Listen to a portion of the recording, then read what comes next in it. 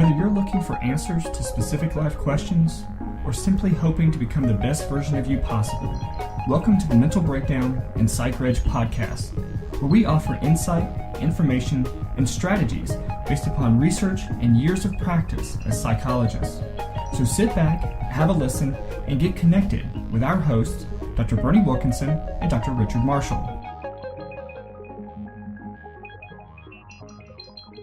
Welcome back. Good morning. What day is it? Today, it's February 2nd. Is it? No. First. February 1st. Thursday. Yes. February 1st. I have to do a talk tonight. Yeah. At a school. It is, it's so funny because when we record ahead of time, like we do most weeks, right. I mean, to be honest, it's a little bit difficult to think about what days things are going to come out. I try to keep it all on track. That's why I always have to check because, I say things like, well, tonight we're going to, Yeah. Well, today is February 1st. Right. The first month of the year is already done. Oh, jeez. I have to get my Christmas tree taken down and get all that stuff put away. It's not done yet? Pretty soon. No, I don't think so. I'm pretty sure it's still up. It was up yesterday. There's nothing on it. I had this brown tree in my living room. You're not watering it still? I don't think so. I don't see. Wouldn't do any good anyway. It was a good tree though. It was? It served us well, yes. We should probably get rid of it though, right? Probably should. I mean, it'll catch on fire pretty easy. Spontaneous combustion, right? Yeah. So today we're gonna. Why are we talking about that? Because it's the end of January. Yeah. The first month of the year is gone. Yeah. We were talking about New Year's resolutions and all the things we're going to do in 2018, and one down. Yeah. First month is gone. It's amazing. Unbelievable. Flying by. They said it goes faster after 30 or 35. The time goes by faster. Okay. Well, today we're going to talk about screen time a little bit. And there was this paper written on January 22nd. It was published on CNN. At CNN.com, right. About screen time, whether it's a mental health menace or a scapegoat. Right.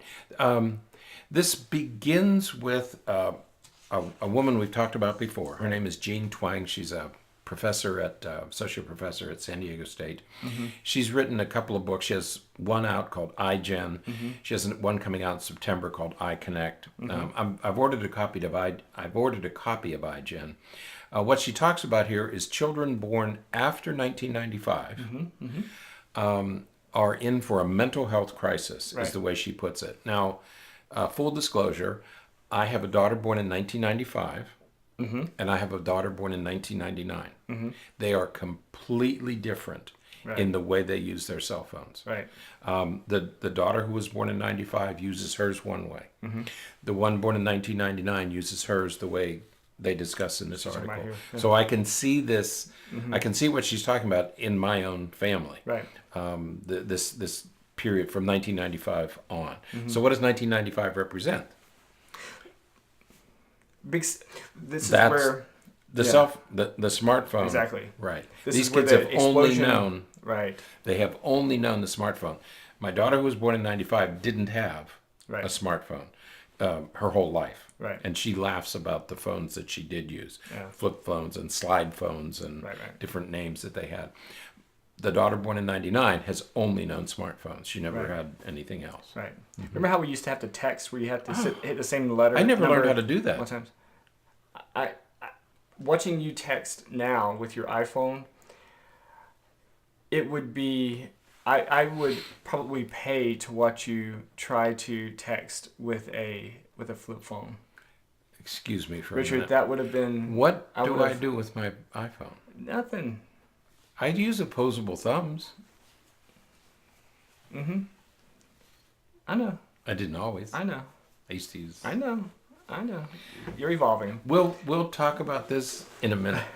In the meantime, we're going to go back to smartphones. Yeah. Jean Twenge, 1995, because these are from 1995 on are the iGen. They have only known smartphones. Right. Okay. Yeah. So what happens is, and we've talked about the idea of cell phone addiction and some of those kinds of things, but what we're referring to here is it kind of expands that just a little bit. Right. We're not just talking about a cell phone addiction. What we're talking about is what happens to you when you are that connected that much. That's right. And that's the issue that she raises, because when I say my daughters are different, my daughter born in 95 doesn't use her phone. She's not on it as much as the 1999 child. That's a nice way to talk about your children. But she brings these data. She talks about these numbers, and she says that they did this study with a pretty large sample, so it's pretty robust. And it says that when they surveyed teenagers from 8th and 10th graders, those who spent 13% of 8th and 9th graders who spend 1 to 2 hours a week. So that's not much time. Which seemed very little. Right.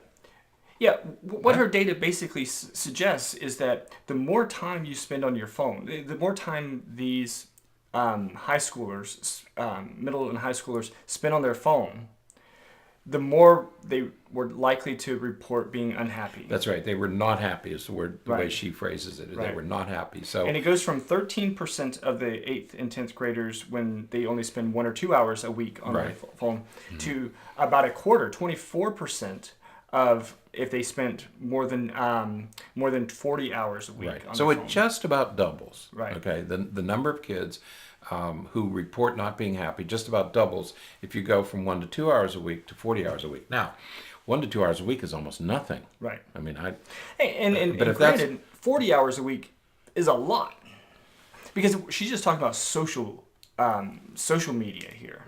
So she's not talking about using your phone to watch movies or anything like that. She's talking about 40 hours a week of social media. Would she include texting? That would include texting. That would include Instagram, Snapchat, all of that stuff. So you're interacting, socializing in some way. 40 hours a week. That's a lot of time. Is it? Yeah. I mean, if you divide that over 7, well, if you divide that in the 5 days a week, if you discounting had 5 days would be 8 hours. Yeah, that'd be a lot. That'd be a lot. Yeah. Now they probably spend a lot more time on the weekends on it, so they probably 8 to 10 hours on each day on the weekend. But well, but the alarming thing to me about the data are that even 1 to 2 hours a week starts to have an effect. And 1 to 2 hours a week is nothing. To me, is nothing. I mean, that's minuscule. Okay, right.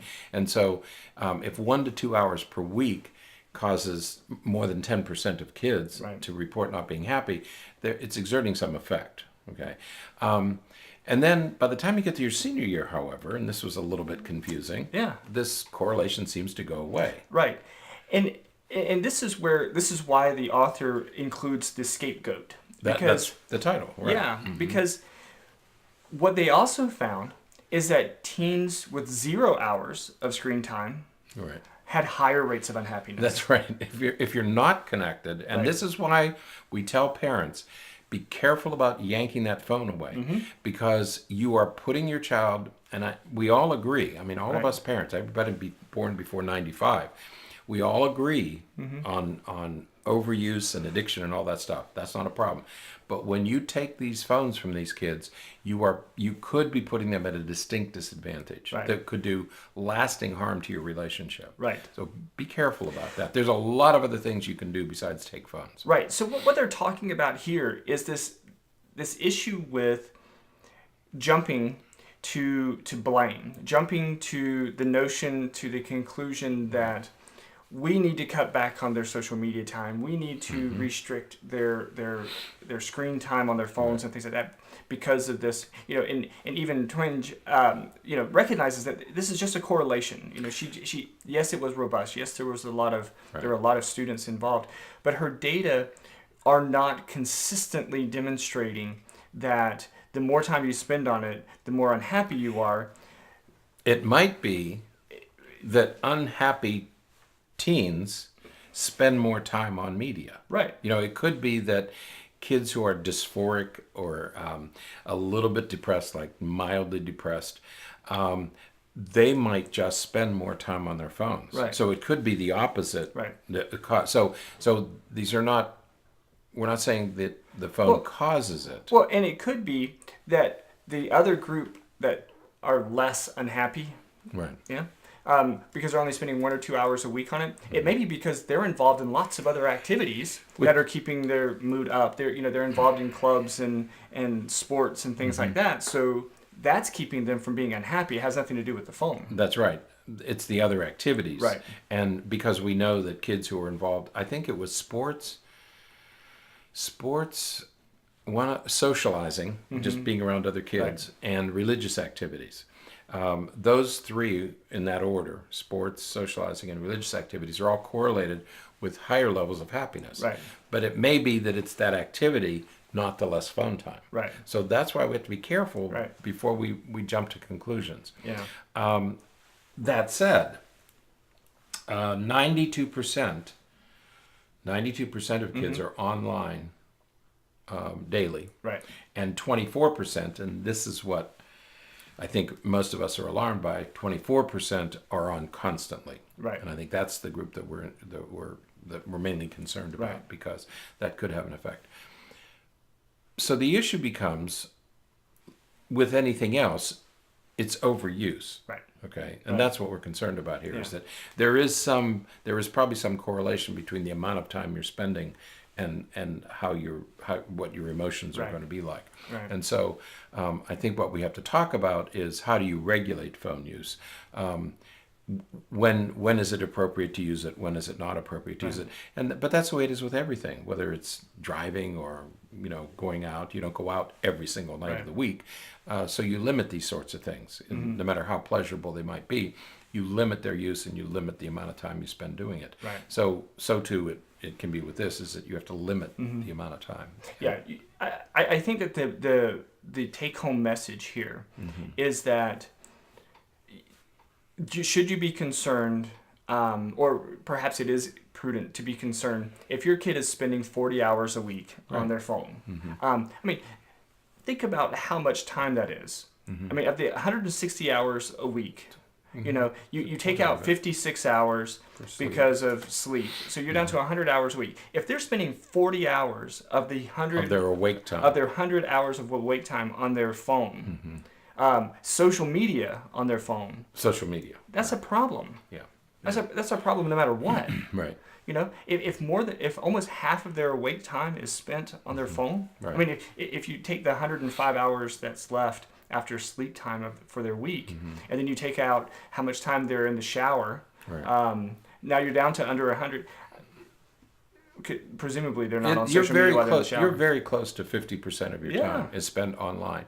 That's a problem. But 50% of your time doing anything would be a problem. If you were practicing ballet 40 hours a week, that might be a problem. If you were reading 40 hours a week, that would be a problem. Because you're giving it. The problem is not the phone. The problem is there are other things you should be doing. Right. Okay. And that's the problem. Is that if you're reading 40 hours a week, there are other things that you should be doing besides reading. Right. Because you're neglecting other areas. Right. If you're spending that much time doing one activity. And to me, that's what they're getting at here with, Right. is it a mental health crisis or is it a scapegoat? Right. I think in that way it's the scapegoat, because it's really easy to point at that, because a lot of parents don't like it that their kids are on their phone anyways. Right. That's right. And so it's very attractive to say the cell phones are the problem. Right. But really, again, as you said, if you're doing anything for half your waking hours, that's a problem. It's a problem, right? Even if it's good for you, Right. it's a problem. Yeah. Right. So if my child born in 1999 is using it excessively, rather than bugging her, teasing her, cajoling, pressuring, maybe it's time to give her some other tasks to do. Right. Open up her life a little bit to some other possibilities, because what will make her happy is sports, direct social activities, and religious activities. So there are other things that perhaps as a parent I should be doing. Absolutely. All right. Yeah. That's it for today. That's it. Yep. Until next time, stay happy, stay healthy, and forget to be afraid. Thanks for sharing this episode of the Mental Breakdown and Psychreg podcast. Be sure to check out the show notes for links to follow us on Twitter and subscribe to our YouTube channel, where you will find all of our previous podcasts and much more. We would be honored if you would become a patron through patreon.com, where any donation you can manage will go to the development and creation of more content. Just visit patreon.com/thementalbreakdown for more information. Thanks again for listening. Have an awesome day, and we look forward to being back in your feed tomorrow morning.